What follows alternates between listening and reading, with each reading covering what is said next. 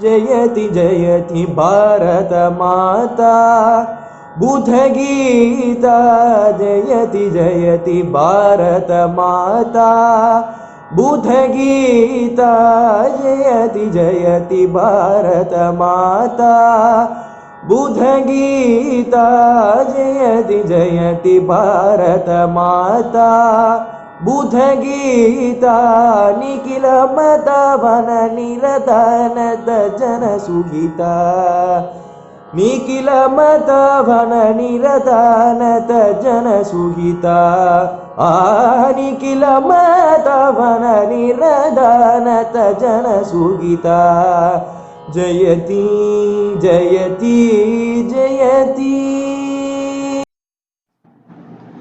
नारायणं नमस्कृत्य नरं चैव नरोत्तमं दैवीं सरस्वतीं व्यासं ततो जयमुदीरयेत्. I place my humble prayers at the lotus feet of Saint Vedavyasa. As some of you might have noticed, a parallel playlist of only shlokas for learning and chanting has also been uploaded. Viewers who want to chant the Bhagavad Gita can benefit from it. Let us directly delve into the core of the shlokas today. We are entering into the title of the chapter, the Arjuna Vishada Yoga. We are entering into Arjuna's Vishada. We are going to know what it is. We had stopped at a place where Arjuna had told Krishna that he wanted to look at the people who had assembled at the Kurukshetra field to fight for the evil-minded Duryodhana, and evil-minded for his own proper and just reasons. Now, what happens in the field is described by Sanjaya. Sanjaya uvacha एवमुक्तो हृषीकेशः गुडाकेशेन Bharat सेनयोरुभयोर्मध्ये स्थापयित्वा रथोत्तमम्. The Rathottama, the greatest of the charioteers, he, on Arjuna's request, stops the chariot, stations the chariot in a position exactly between the two armies, in the middle zone of the battlefield. He follows what his master here, Arjuna, says. That is the characteristic of a good charioteer. He does his dharma as a charioteer perfectly, and there, as Krishna stations the chariot, it is described by Sanjaya about what Arjuna sees. First, he sees the first line of defense. Bhishma Drona Pramukhatah Sarve Cham Chamahikshitam Uvacha Partha Pashyaitan Samavetan Kuruniti. As he stations the chariot between the two armies, he just told Arjuna to look at what he wanted to see, and there the warrior, the potential prince, the unconquerable, the greatest wielders of the bow, the Gandhivi, the Kiriti, looks not at his enemies but at people. He looks at Bhishma, he looks at Drona. Bhishma is his grandfather. He looks at his grandfather, he looks at his guru, and then amongst many others, he looks at the most important people he respects. Krishna says, "Behold, O Arjuna, the army you wanted to witness. Look at all the warriors standing side by side of your most hated cousin, whom you call to be Durbuddhihi, a person who possesses evilness inside him. He is filled with evilness. the one you call Durbuddhi. Look at the people who are fighting for his side. तत्र पश्यत् स्थितान् पार्थः पितॄनथ पितामहान् आचार्यान् मातुलान् भ्रातॄन् पुत्रान् पौत्रान् सखींस्तथा श्वशुरान् सुहृदश्चैव सेनयोरुभयोरपि. These are all the relatives that Arjuna beholds. There, standing on the battlefield, he looks at the army and he sees Pitrun, father figures, Pitamahan, grandfather figures, Acharyan, teachers, Matulan, uncles, maternal uncles, uncles on the other side, people who are of the same age as his uncles, Bhratrun, brothers, cousins, Putran, children, people of the age of his children, Pautran, grandchildren, Sakhin, friends, Shwasuran, father-in-laws, people who are directly or indirectly his father-in-laws. Like for example, Yudhishthira's other wife than Draupadi, Yudhishthira had another wife. His father is also Arjuna's father-in-law in a particular way. That is how close they were. Suhrid, people who wished well for him.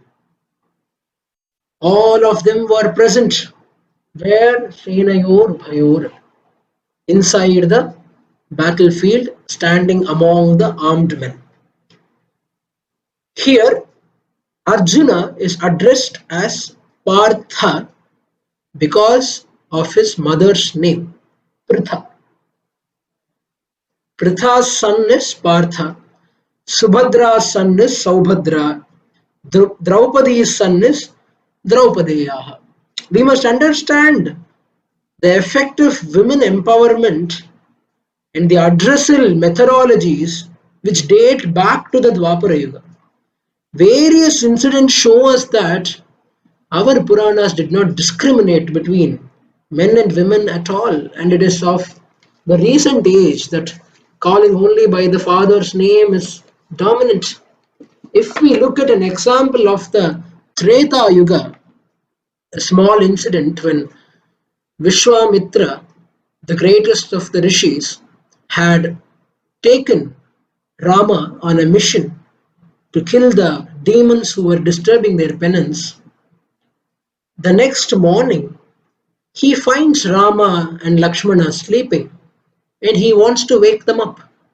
But they are small children of the age of 11 and 12. He does not want to panic them. He does not want to give them a sense that they are sleeping in a forest rather than where they should have slept. They belong in the palace, but they are spending their night in the forest. All these factors confused Vishwamitra. Penance he could perform, battles he could fight, but how not to hurt a child he did not know. So he thought and thought and thought and finally came up with a solution. Let me address him by his mother's name so that he will feel comfortable. That is why our Suprabhata starts with Kausalya Supraja Rama Purva Sandhya Pravartate. O son of Kausalya, it is morning. Uttishta Narashardhula Kartavyam Daivamahnikam. I know it is morning and you are a small child, yet incredibly powerful. But duty is calling. Kartavyam Daivamahnikam. Duty is calling us all. We have to wake up. That is why the empowerment of women was existent from the pre-Kali Yuga periods, from the Treta Yuga and Dwapara Yuga period. It is not something which has started just today. The ideology of either a dominant gender or oppressed gender was never there. The ideology was only for humans, humanity to exist. From that viewpoint, offered by the supreme charioteer, the Parthasarathi. I have mentioned the relations that he saw, but in order to have a proper connect of who these relatives were, I will give you an example of each relation that he saw, such that we might understand who they are particularly referring to. First, he sees Pitrun, father figures. By father figures, Arjuna's father is no more, Pandu is no more. Dhritarashtra, being blind, is not fighting the battle. Then who is he looking at? He is looking at everyone who is the age of his father, starting from the charioteer of Pandu, who is still the charioteer of one of his brothers, to the charioteer of the various kings of Kuru Vamsha, who still continue to serve as soldiers, bannermen. He looks at all these people who are serving during his father's times and continue to serve the armies now. Of course, Pitamaha, we all know the grandsire, Bhishma, Acharyan. Acharyan is plural. Many Acharyas he sees.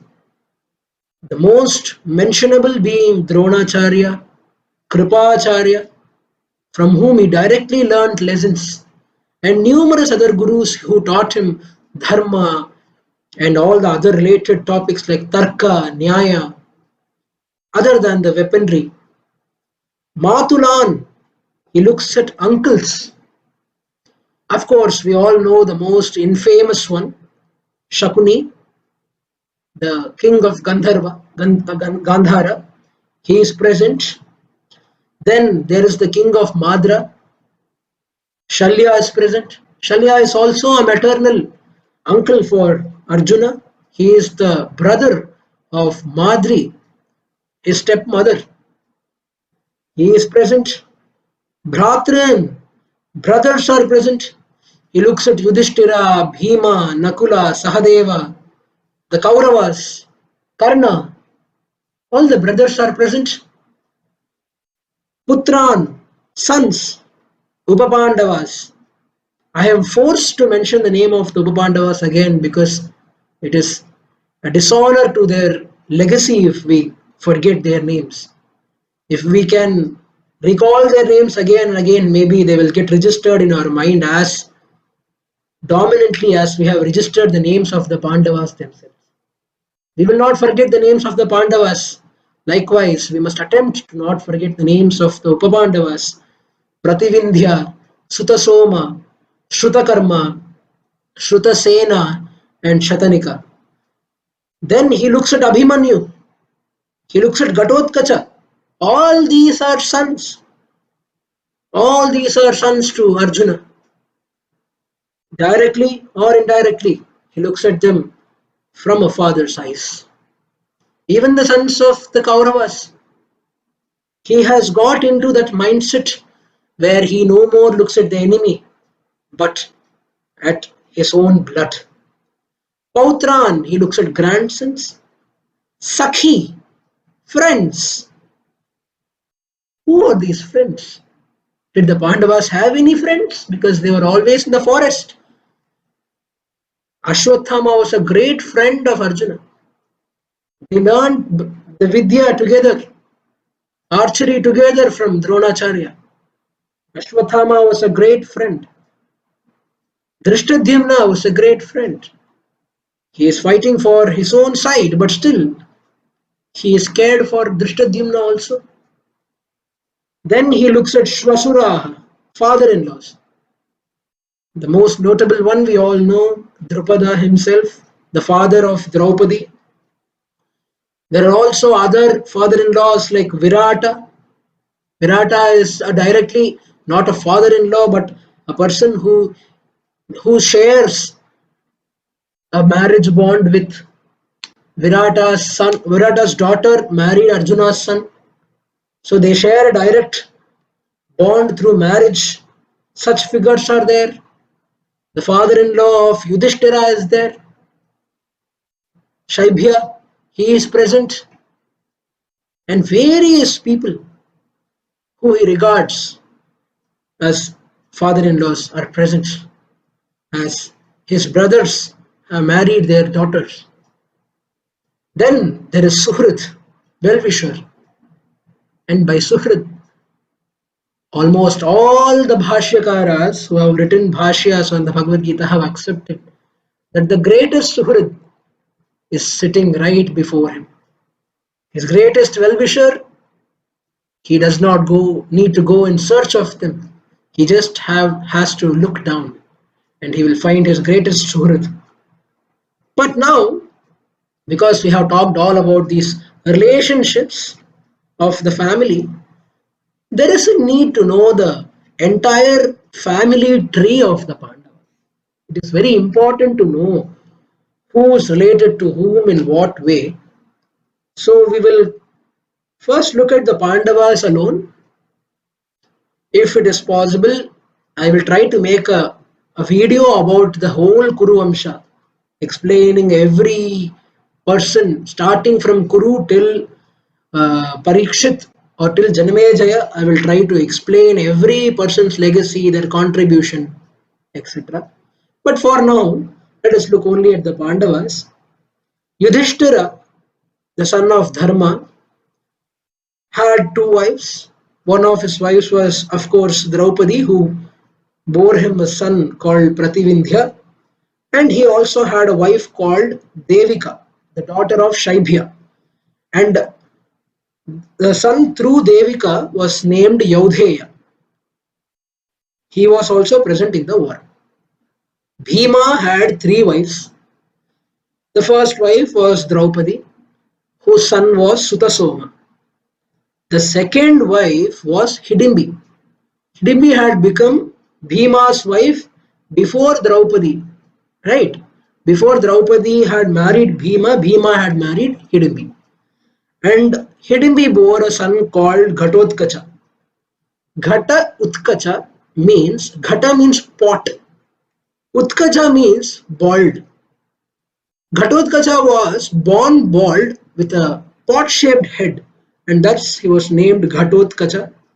And Ghatotkacha had a son, three sons. He had a son named Barbarika. Barbarika's curse was very, it is impossible to find a word to describe the kind of curse he had. He was cursed that whichever side he would fight on would lose. He could not fight on the Pandava side because if he fights on the Pandava side, the Pandavas will lose.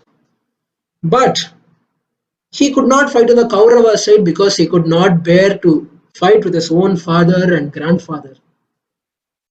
So he chose not to fight at all. Some Puranas mention that Barbarika, when he was born, was blessed with a boon that his death would be the sacrifice for a great war. So some Puranas mention that Barbarika was sacrificed as Balidana to the Devatas before the Yajna on Barbarika's request. We must understand that nobody else compelled Barbarika to sacrifice himself. Barbarika requested to be sacrificed even though it was opposed by everyone. He told, should I kill myself or will you sacrifice me? And then they had no other choice. In order to make him immortal in our memories, Sri Krishna blessed him with fame, Kirti, because Kirti and death are two unrelated things. If today only living people had fame, it would be restricted to a very small population. But whom we regard as famous are people who have undergone death. So there is a temple for Barbarika in Rajasthan. The second son of Ghatotkacha was called Anjana Parvan. Anjana Parvan means a person who has an impenetrable chest. He was born with a body where he had a Vajra Kavacha inside his body. That is why no arrow could touch his body. Ashwathama tried so much to kill him by showering him with arrows, but every arrow used to touch his chest and fall down. Finally, he looks up to his father and his guru, Dronacharya, and asks him what to do. Dronacharya immediately says, try to find a weak spot. And Ashwatthama starts showering arrows throughout the body, and finally he observes that when the arrow hits the throat, Anjana Parvan starts bleeding. He realizes that that is the weak spot, and the next arrow beheads him. The third and the youngest son of Ghatotkacha who did not fight in the war was called Meghavarna. Not much is known about him, but it is believed that after that he was the person who took care of the Rakshasa Vamsha. Bhima, along with Draupadi and Hidimbi, had a wife called Valandhara, who was the Kashi Maharaja's daughter. And Valandhara bestowed Bhima with a son called Sarvaga. Sarvaga was the person who took care of Kashi after the battle was over, because Kashi Raja dies in the battle, so he takes care of the Kashi Rajya after the battle is over. Arjuna, of course, we know, had Draupadi as one of his wives, who bore him Shrutakarma. He also had another wife, Subhadra, who was Krishna's sister. Subhadra's son was Saubhadraha Abhimanyu, who was later killed in the war by Jayadratha. It is very interesting to observe that Abhimanyu's death was already known to everyone, because Jayadratha had a boon that he would kill Arjuna's son. Jayadratha already had performed penance, and he had gained a boon from the Devatas that he should be the person to kill Arjuna's son. So that is why Abhimanyu, the eldest son of Arjuna, the eldermost son of Arjuna, is Abhimanyu, and he was killed by Jayadratha. This is because of a boon that Jayadratha gets. It is not a curse for Abhimanyu, but a boon for Jayadratha which causes his death. And Krishna already knows about this but cannot prevent it. Boons and shapas are supposed to happen. They have to happen. If they don't happen in this janma, it will happen in the next janma. Instead of delaying that karma bandha, it is better to finish it off in this janma. Like for example, how can we know it will go to the next janma? Amba, for example, she had vengeance in her janma as Amba, but her vengeance was fulfilled only in the next janma, right? When Shikhandi comes in, only then is the shapa placed by Amba fulfilled. So that's why shapa and boons, vara, both of them will take place surely. You don't know when it happens, that's all. If it does not happen in this life, it will happen in your next. But it will definitely happen. Karma will always come back. There are two more wives present for Arjuna, which is mentioned in the Vedavyasa Mahabharata. We do not know the exact descriptions of what their son did and whether the descriptions given in particular movies are true or not. So let us not dwell upon that too much. One was Uluchi, the other was Chitrangada. Chitrangada's son was called Babruvahana. This character is mentioned in the Mahabharata, but we do not know whether he did not come to the Yuddha and then he kills his father. We do not know all these aspects. We only know that he was the prince of Manipura region in Bharatavarsha. He was the ruler of Manipura. He indeed undergoes a battle with Arjuna, but it is not known whether the part where Babruvahana kills Arjuna happens. Vedavyasa Bharata mentions that he gravely injures. He does not kill. Because Vedavyasa himself says it is impossible for anyone to bring someone back from the death. Unless and otherwise their karma bandha is not over. Unless and otherwise their karma bandha is not over, but an unfortunate series of events claims their life, and destiny directs the karma bandha to come back, unless or otherwise it happens. Because there is a very detailed explanation of how karma bandha acts. I'll surely explain it in detail as we go into the karma yoga. Let us not bother ourselves with how karma bandha acts, what is karma bandha. Let us not dwell about those matters now. Let us put that matters into rest in the back of our head. But for now, let us understand that he had a wife called Uluchi and he had a wife called Chitrangada who had a son called Babruvahana. Nakula had two wives. Nakula's first wife was Draupadi, whom we all know. The second wife was called Karenumati. Karenumati had a son called Niramitra. We do not know the description whether it is known that Niramitra did not fight in the war. But we do not know what happens to him because it is not mentioned. Maybe he lived his life as a common ruler. Because we must understand that in history, only those who go perfectly with dharma or perfectly against dharma seal history. Only those who completely obliterate the path of dharma and go in the exact path of adharma, or the people who completely go in the path of dharma, make an impression. It is like the do and the don't, yama and the niyama. These people who follow the path of dharma show us that this is the path you must tread upon. The people who do not dwell upon dharma show us this is how you should not live in your life. The other people are a mixture of both and they do not offer much of knowledge to us. If we look at a character like Vidura, we understand, oh, this is how we must live. If we look at a character like Duryodhana, we understand, oh, this is how we should not live. But with a common man like Bhurishravas, we do not know much about their virtues because they have lived a mixed life. So it is our courtesy that we must live a dharmic life always. We must live a dharmic life entirely in the path of dharma. Only then the motive that you have been given for the life on earth is satisfied. Else it goes futile. It's a waste. Sahadeva had two wives, Draupadi, who bore him a son called Shrutasena, and Vijaya, who bore him a son called Suhotra. So these are the various descriptions of the sons and the family tree of the Pandavas. One of our dear viewers requested me to create a video on yugas and astras alone. So I will surely do it. I will need some time for it.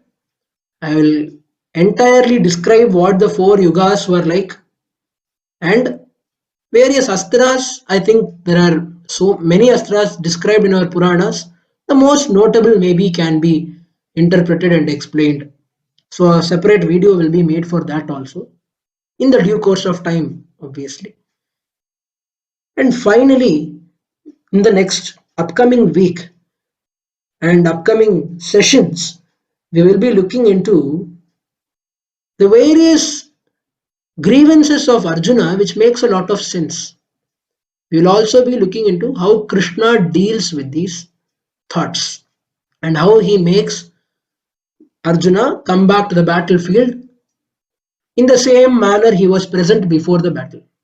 Ferocious, fearsome, duty bound. So with that prayer of let us all be duty bound, let us all do our karma perfectly, let us all be dharmic in nature, I place my prayers on the lotus feet of Paramatma. Govindeeti sada dhyanam, Govindeeti sada japam, Govindeeti sada dhyanam, sada Govinda kirtanam. स्वस्ति प्रजाभ्यः परिपालयन्तां न्यायेन मार्गेण महीं महिषाः गोब्राह्मणेभ्यः शुभमस्तु नित्यं लोकाः समस्ताः सुखिनो भवन्तु काले वर्षतु पर्जन्यः पृथिवी सस्यशालिनी देशोऽयं क्षोभरहितः सज्जनाः सन्तु निर्भयाः अपुत्राः पुत्रिणः सन्तु पौत्रिणः अधनाः सधनाः सन्तु जीवन्तु शरदां शतम्